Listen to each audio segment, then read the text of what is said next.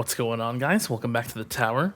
So today I'm just going to be going over all the ultimate weapons, kind of a general overview of them. So talking about what they do and their uses and stuff like that. And then kind of like, I guess, a general progression of what you would want to unlock first and stuff like that. So yeah, let's get into it.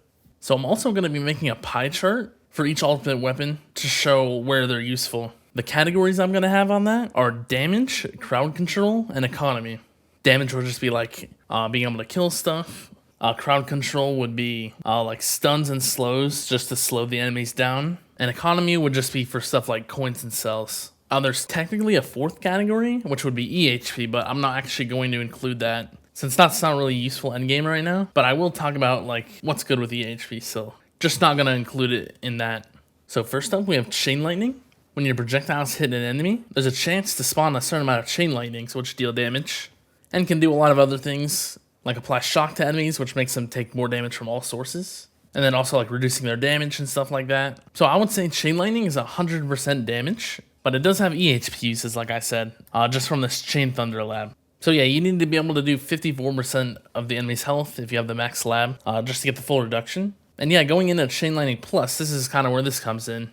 Chain lightning plus just deals damage to enemies equal to the wave HP. So it depends a lot on how much health the enemies actually have compared to the wave health. So if an enemy had the same amount of health as the wave health, then they would take 60% of their health, since each one of these hits does 0.6%, which would go up to 60 if you get all 100 hits on them. So yeah, for enemies like protectors, you can actually fully kill a protector since they only have 60% of the wave health. And then yeah, like I said, this is also good with the chain thunder lab for decreasing the enemy's damage, since it's pretty much like guaranteed damage on the enemies from this. The only problem with this right now is that it can't be blocked by armor, like each hit. So you can actually lose some of your hits, which is pretty unfortunate because it can make it a lot worse. But yeah, other than the Chain Thunder Lab, this is pretty much like a full damage ultimate weapon. It gives you a damage multiplier on everything, and it does damage itself. So yeah. Next up, we have Smart Missiles. So Smart Missiles has a cooldown, and when the cooldown goes off, a certain amount of missiles are launched, which deal a certain amount of damage. The main thing that Smart Missiles have is the missile amplifier. So each missile does more damage than the previous one additively.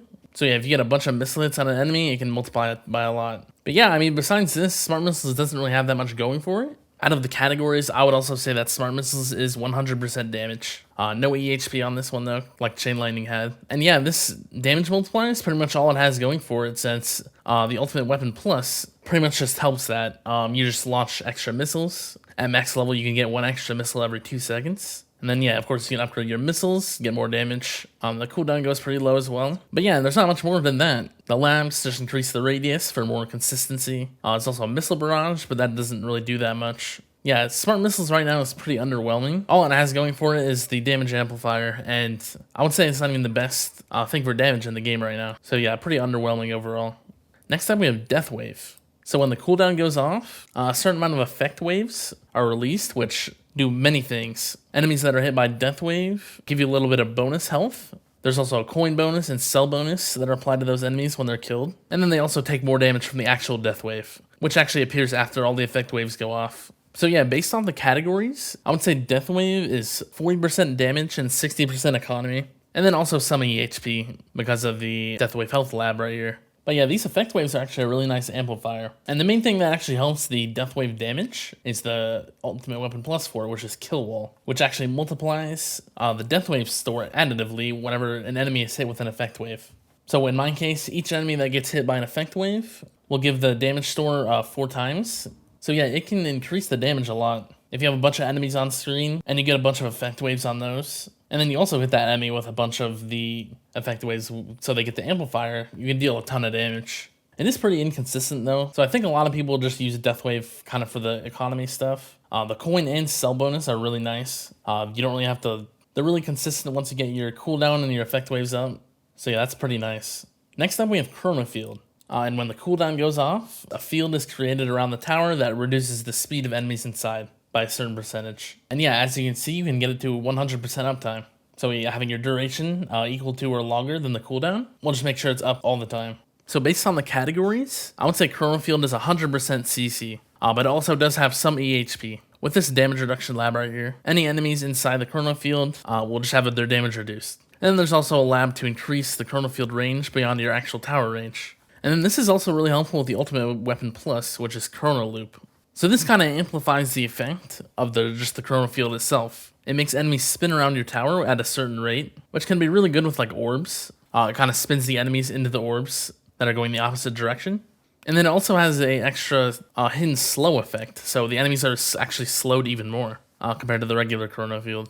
So yeah, Chrono Loop is really nice. Goes really well with just the regular Chrono Field. Next up, we have Inner Landmines. So when the cooldown goes off, a certain amount of inner landmines spawn around your tower. And without any labs, all they're actually going to do is just deal damage to enemies that hit them. But yeah, the labs can do a lot. So when an enemy hits your inner landmines, it will stun them for 2.5 seconds. You can also increase the inner landmine's explosion size to stun more enemies or deal more damage to them. And then you can also make the mines rotate around your tower. Unfortunately, this doesn't really work well with Chrono Loop since they spin the same direction. So you kind of can't get as many stuns with that. So I would say Inner Landmines is 30% damage and 70% crowd control. The crowd control is overall pretty good, but I would say this ultimate weapon is not in a super good spot right now. So the Ultimate Weapon Plus actually buffs the damage. So it gives an additive multiplier, increases their damage by a certain amount the longer the mine is alive. So yeah, with what I have, the mines gain 12.5 times the damage every second they're alive, which is not bad additively, but currently in the game, there's a lot better stuff for damage. There's a lab that does help with inner lane mine damage for charged mines specifically. It automatically gives the mines a certain amount of charge based on how many times an enemy has been hit by an inner landmine. So the max is 50 seconds. So if an enemy gets hit by one inner landmine, 50 seconds of charge time is automatically added to the damage of that. And then on a second mine, it would be 100 seconds of damage extra. And then it keeps going up from there. But yeah, even with that, it's still not super good. Next up, we have Golden Tower. So when the cooldown goes off, your tower turns golden for a certain amount of time. And what that does is it just increases the amount of cash and coins you get from enemy kills. The really good part about this ultimate weapon is the actual bonus itself. And you can get it to really high numbers. It'll make you a lot more coins and cash. So there's really not much more besides that, but the labs that you have for it just increase your bonus and your duration. So yeah, I would say Golden Tower is 100% economy. It's not really anything else that it has for it, but it is super strong at what it does. And then Golden Combo, the Ultimate Weapon Plus, makes it even better. So every kill you get while Golden Tower is active adds to your combo, which is multiplied by 0.45 per kill. And it's not actually additive, it's actually exponential, since it multiplies the old number from the previous amount of kills by 0.45 every time. So it increases it by 0.45% for each kill, which slowly gets higher and higher. This can make you an insane amount of extra coins. It's very important to have. So next up, we have Poison Swamp. When the cooldown activates on this, it spawns a swamp, and if any enemies touch the poison swamp, then they will be poisoned, and they will take a certain amount of damage every second. Even if they leave the swamp, they'll still have the effect. So yeah, the poison will just keep dealing damage until they die. And then they are also slowed by 25% if they're in the swamp. So yeah, there's a lot of good labs for Poison Swamp. You can increase the swamp size, and then you can also make it so the swamps have a chance to stun the enemies that enter the Poison Swamp, which is actually super strong. At max level, you can get it to an 80% chance to stun them for 10 seconds. And then there's also a lab to let your Rend Armor actually affect the Poison Swamp's damage. The max is 90% of the Rend Armor on the enemy will affect the Poison Swamp's damage. So based on the categories, I would say Poison Swamp is 50% damage and 50% crowd control.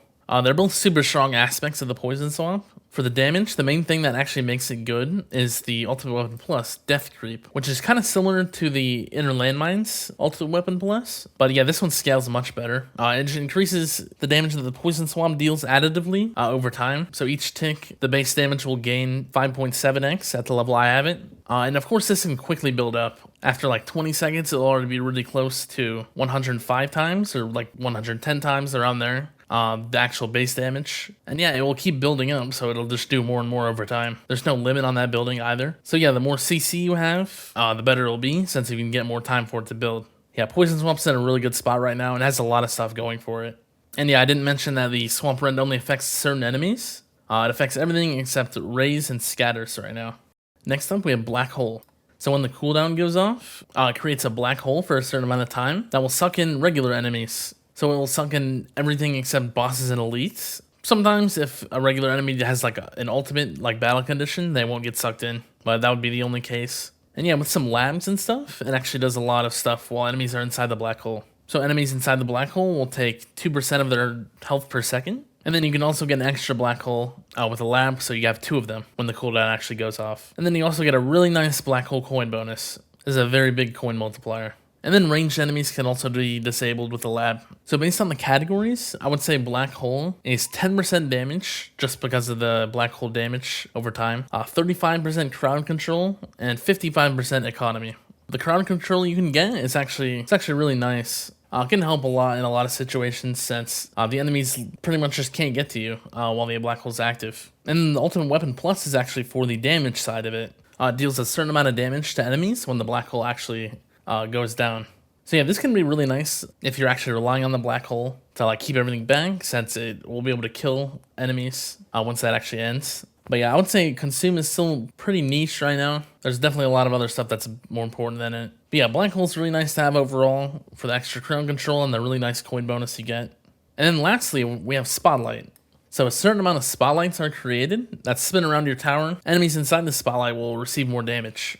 This is for all sources. So yeah, it's pretty much just a damage multiplier for enemies inside of that. There are a few lamps that do things. You can get a coin bonus for enemies that are inside the spotlight, which is really nice. And then you can have missiles also shot 1 every 2 seconds with the max lab. And these are actually the same as the smart missiles. They will deal the same amount of damage as whatever you have your smart missiles at.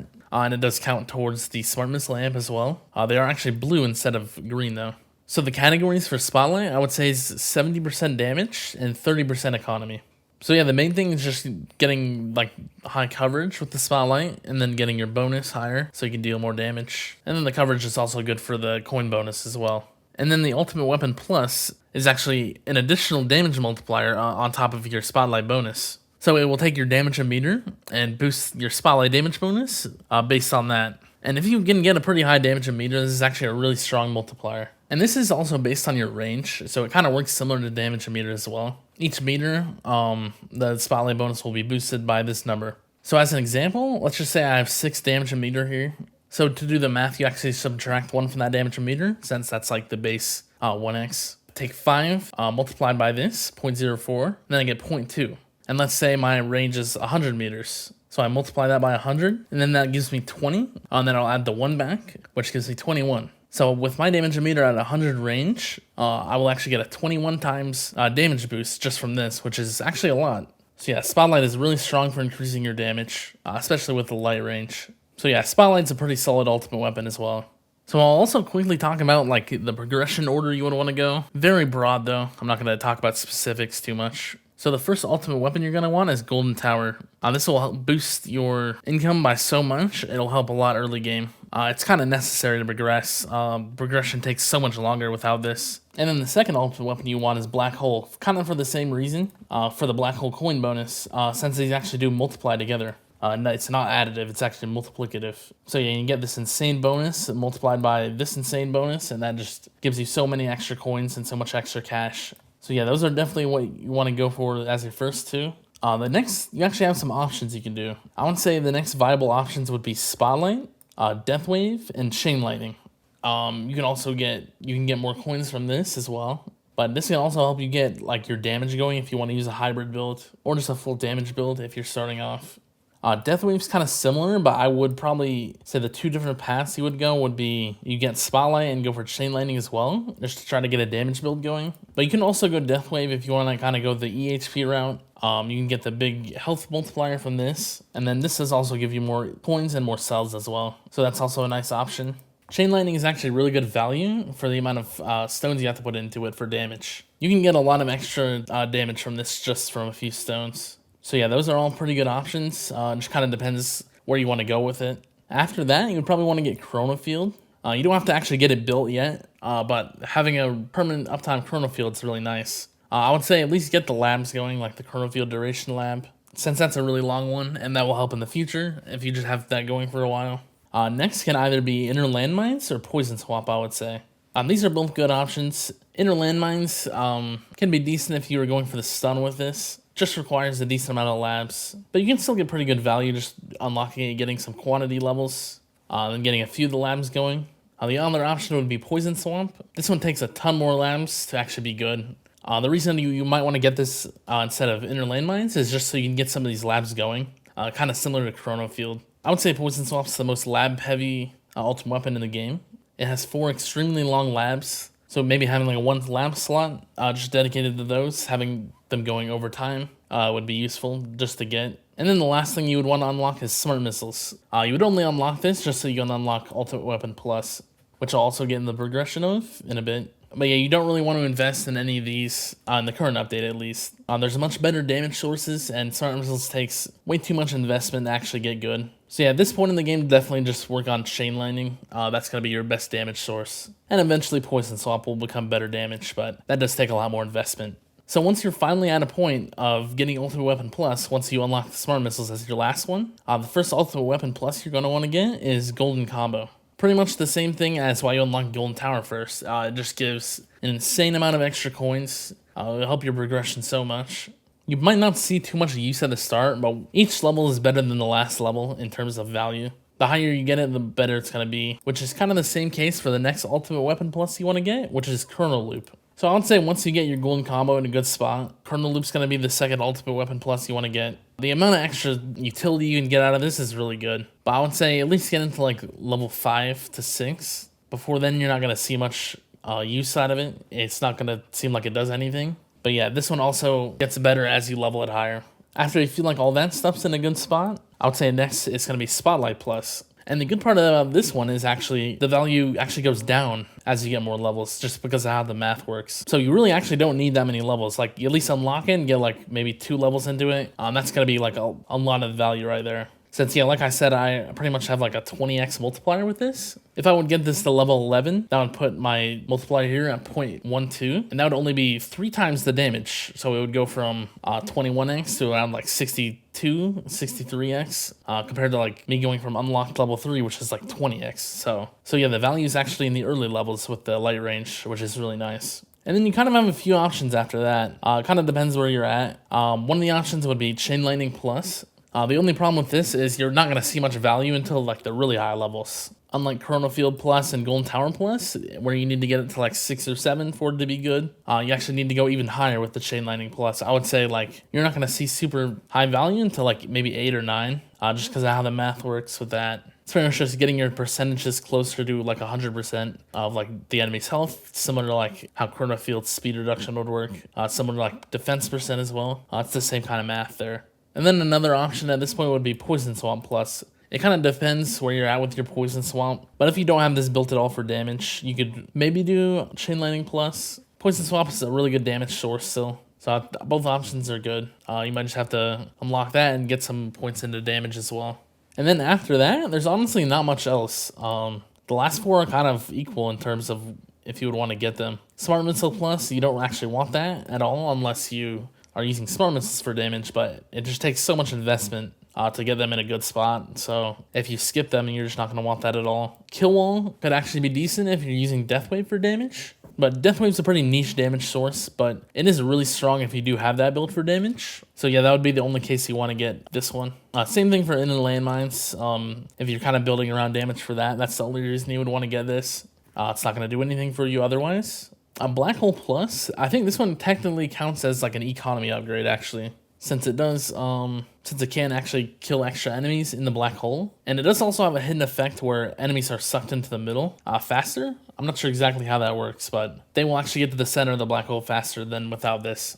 I would say they're all pretty low priority though. You're not going to need them at all until, I don't know, they get changed or we get an update that actually makes them better. But yeah, they're not in a super good spot. Kind of depends if you're using them for damage. I would say Kill Wall's the only one that might actually be good since Deathwave is actually super strong for damage if you have the investment in it. But yeah, it's pretty inconsistent and it's pretty niche, like I said. So yeah, that's pretty much it. If you have any questions or anything that I missed, let me know in the comments. And yeah, see ya.